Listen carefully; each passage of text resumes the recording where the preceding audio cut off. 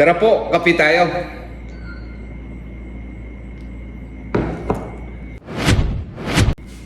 Good morning po sa inyong lahat, mga katoys.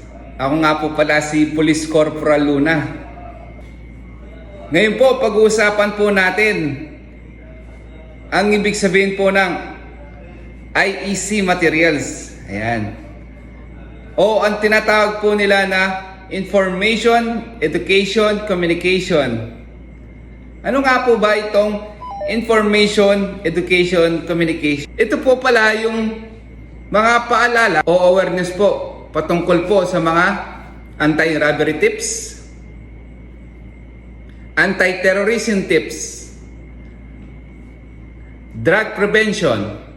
Ayan po, marami po tayong awareness na tinatawag po.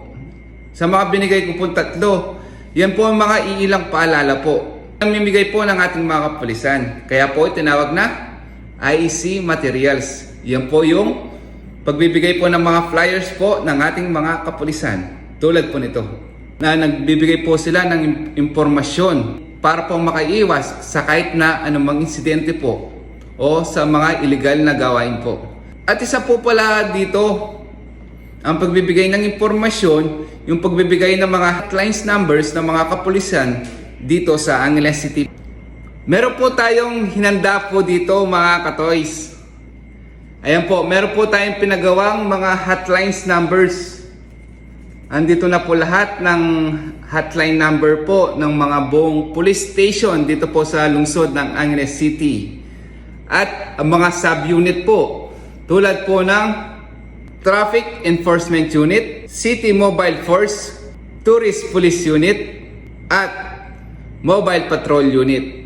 So yan po, mga katoys, ginawa po natin ito para po ipamigay po natin ito para po mabilis po ang aksyon ng mga kapulisan.